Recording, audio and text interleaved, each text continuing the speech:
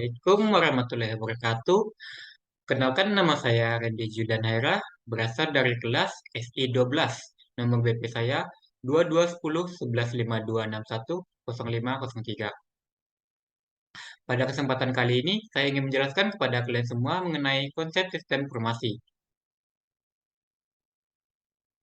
Sebelum kita mengenal lebih dalam konsep sistem informasi, kita harus mengetahui terlebih dahulu apa itu informasi.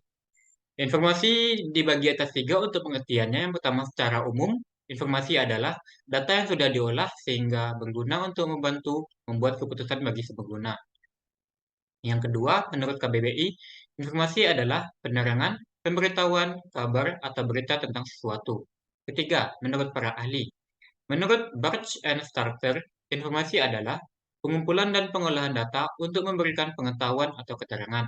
Kedua, menurut De Liang Ji, informasi adalah rangkaian perkataan, kalimat, gambar, atau tanda tulis lainnya yang mengandung pengertian buah pikiran atau pengetahuan apapun yang dapat dipergunakan oleh pimpinan organisasi untuk membuat keputusan-keputusan yang tepat berdasarkan kenyataan yang ada. Nah, kita udah tahu nih apa itu informasi. Kita lanjut ke dalam konsep sistem informasi. Yang pertama, pengertian sistem informasi. Sistem merupakan sekumpulan komponen yang saling bekerja sama secara terstruktur untuk mencapai suatu tujuan. Di sini input masuk ke sistem melalui serangkaian proses dalam sistem dan menghasilkan output yang keluar dari sistem. Kontrol kembali ke input mengacu pada kemampuan sistem untuk menggunakan output yang dihasilkan untuk mengatur ulang input untuk memperbaiki proses di masa depan. Yang kedua, kenapa sistem informasi? Secara garis besar, ada beberapa hal yang mempengaruhi perkembangan sistem informasi. A. Pengaruh globalisasi. Memudarnya batasan-batasan yang ada pada suatu negara dalam segi persaingan industri, perdagangan, dan pendidikan. B. Perubahan lingkungan bisnis. Adanya hubungan kerjasama dalam suatu jenis usaha dengan usaha lebih baik dengan kompetitor maupun dengan lingkungan sendiri. C. Perkembangan dunia industri. Munculnya berbagai jenis usaha dan industri yang baru sesuai dengan kebutuhan masyarakat saat ini. Yang ketiga, manfaat sistem informasi bagi perusahaan. Fungsi sistem informasi bagi perusahaan adalah untuk mengolah data menjadi informasi sehingga diharapkan dapat memaksimalkan hasil atau produksi dari perusahaan tersebut. Yang kedua, bagi industri dapat menjalin kerjasama dengan berbagai industri lain untuk meningkatkan mutu pelayanan. Ketiga, bagi perorangan, kita dapat melihat contoh di sini, yakni pembuat keputusan manajemen.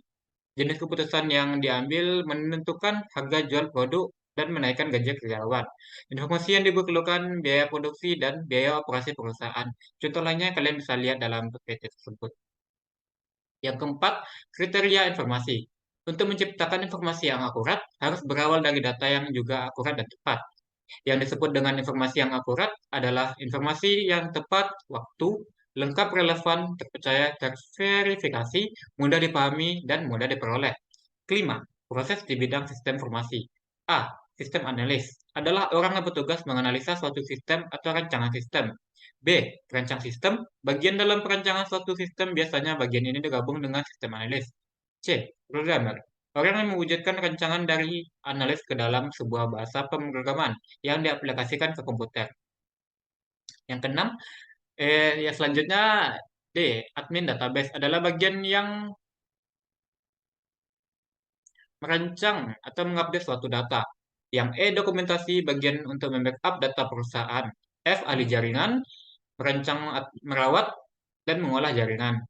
G. Pemakai akhir dalam perusahaan.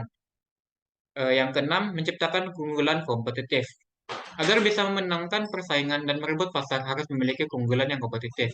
Menurut Minberg, ada dua pendekatan yang dapat dilakukan, yakni pertama, product differentiation, menciptakan produk yang langka atau baru. Yang kedua, low cost production, memperkecil biaya produksi. Yang ketujuh, pengaruh sistem informasi bagi perusahaan. Yang pertama, mempercepat pembuatan keputusan. Yang kedua, menghalangi pesaing baru untuk memasuki pasar. Ketiga, memungkinkan kerjasama dengan perusahaan lain, bahkan dengan kompetitor. Keempat, memungkinkannya diciptakan perusahaan virtual atau usaha lain di dalam sebuah usaha. Yang kedelapan, pengetahuan yang diperlukan oleh manajer. Yang pertama, konsep dasar sistem informasi, teknologi informasi, pengembangan sistem informasi, aplikasi bisnis, serta tantangan manajemen. Yang kesembilan, rangkaian sistem informasi. Terdapat 5 kelompok elemen dalam rangkaian sistem informasi.